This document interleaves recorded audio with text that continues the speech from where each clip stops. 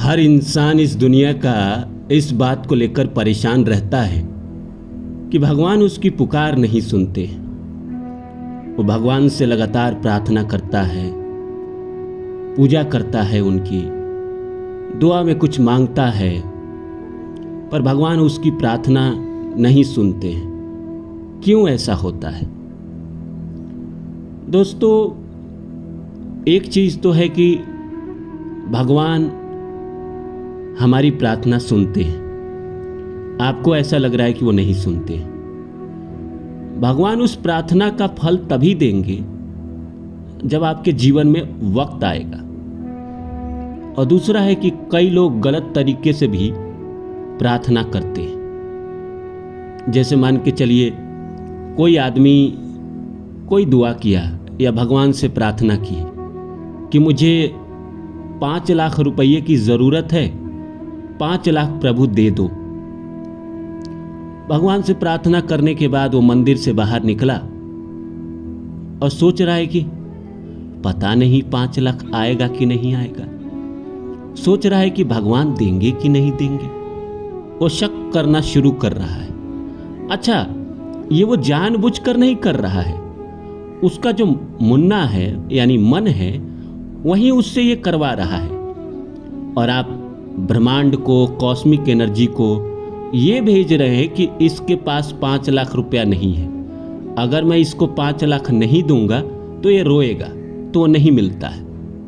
इसलिए आपको लगता है कि भगवान हमारी प्रार्थना सुनते ही नहीं है।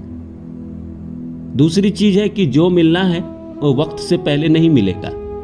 ये जो लाइन है कि किस्मत से ज़्यादा और वक्त से पहले कभी किसी को कुछ नहीं मिलता है, ये 100% सही है। तो नमस्कार दोस्तों, मेरा नाम है रानू बाबू और जैसा कि आप सभी जानते हैं कि मैं आपके लिए कहानी, कविता और मोटिवेशनल वीडियो लेकर आता हूँ। इसी श्रृंखला में आज लेकर आया हूँ कि भगवान हमारी प्रार्थना क्यों नहीं सुनते हैं, जबकि हम तो सच्चे मन से भगवान से प्रार्थना करते हैं। तो आइए इस सब्जेक्ट को शुरू करूँ इससे पहले please like my video, subscribe my channel and share my video. आइए दोस्तों इस पे बात करते हैं। दोस्तों, मैं आपको एक एक्सपेरिमेंट बताता हूँ। आप रात में सोइए। रात में सोने से पहले 15 मिनट पहले पैर धोना चाहिए हर इंसान को। पैर धो लीजिए और पैर धोने के बाद बिस्तर पे मत जाइए। 15 मिनट तक आप पैर सुखाइए, उसको सूखा होने दीजिए। जब वो सूख जाए तो बिस्तर पे जाइए और आप अपने तकिया को बोलिए, जो भी आपके तकिया हैं, बेड हैं, उसको बोलिए कि सुबह 7 बजे, एग्जैक्ट 7 बजे मुझे जगा देना। अगले दिन सुबह वो 7 बजे आपको जगा देगा, एग्जैक्ट जगा देगा 7 बजे। कुछ ऐसा होने लगेगा, बेड इधर से उधर होने लगेगा, आपका तकिया इधर से उधर जाने लगेगा और आपकी नींद टूट जाएगी। फिर आप टूटने के बाद सोचने लगते हो कि जग के क्या ही करूं, कहाँ जाना है, छोड़ो ना, एक्सरसाइज में क्या रखा है, थोड़ा देर और सो लेता हूं। तो आपके आज्ञा चक्र ने तो आपको जगा दिया, पर आपके अंदर विल पावर ही नहीं है कि आप उठकर जाओ, करो। मन जो है इंसान को फंसाते रहता है। मन के पास सारा लॉजिक है। मन अगर चाह ले तो सब कुछ करा सकता है। आप देखिए ना, हमारे जीवन में हमारा बॉडी 3 डायमेंशन है। आगे जा सकता है, पीछे नहीं जा सकता, साइड में जा सकता है, बगल में जा सकता है। लेकिन मन जो है वो हमारा 4 डायमेंशन है। वो आगे भी जा सकता है, पीछे भी जा सकता है, कहीं भी जा सकता है। 4 डायमेंशन में मन जीता है। मन के पास अथाह डायमेंशन है, बॉडी के पास लिमिट है। तो मन तो आपको आज से 10 साल बाद का भी सपना दिखा देता है। 10 साल बाद क्या होने वाला है और 10 साल पहले क्या हुआ था वो भी दिखा देता है। लेकिन आपका शरीर 10 साल पीछे नहीं जा सकता, आपका शरीर 10 साल आगे नहीं जा सकता। शरीर वर्तमान में ही रहता है, लेकिन मन जा सकता है। मन पीछे भी जा सकता है, आगे भी जा सकता है।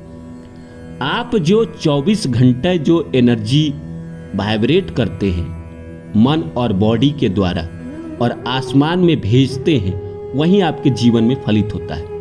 आप 24 घंटा टेंशन में रहते हो, टेंशन में ही रहते हो।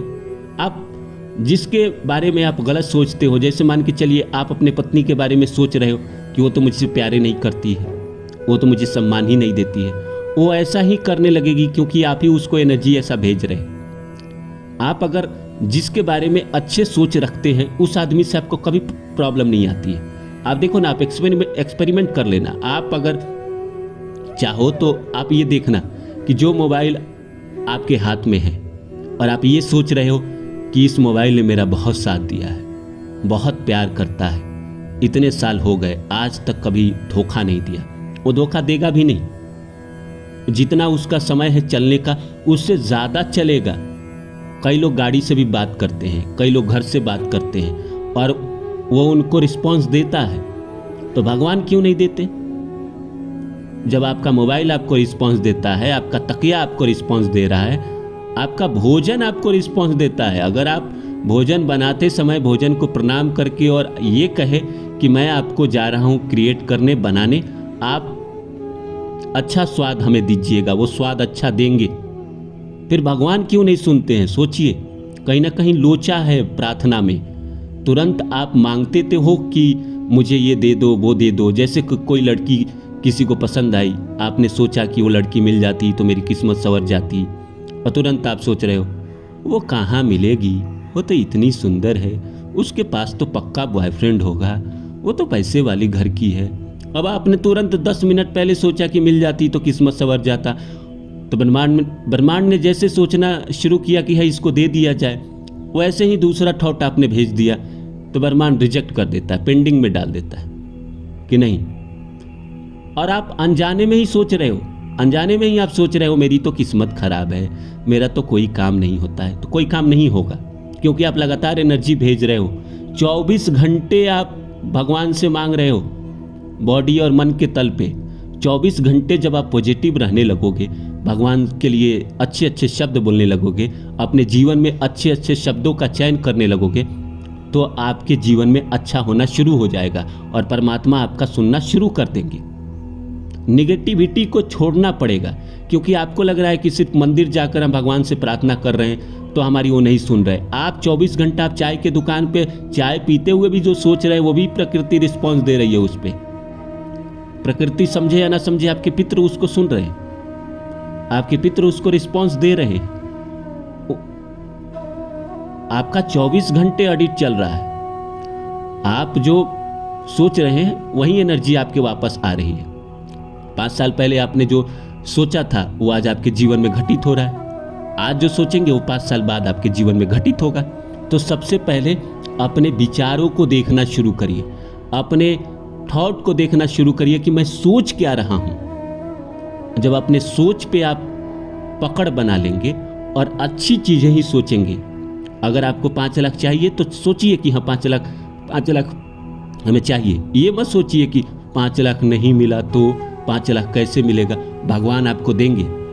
जो कम पढ़ा लिखा आदमी होता है, जो उसके गुरु बोल देते हैं या जो उसका बिलीफ सिस्टम होता है, वो अरबपति कैसे बन जाता है? उसके पास किंतु परंतु बट लेकिन है ही नहीं। वो सोच रहा है कि हाँ होगा तो होगा, कहाँ से होगा मुझे नहीं पता, भगवान करेंगे, ब्रह्मांड करेगा, किस्मत करेगा तो करेगा, और उसके जीवन में हो जाता है क्योंकि उसके पास कंफ्यूजन है ही नहीं कि होगा कि नहीं होगा।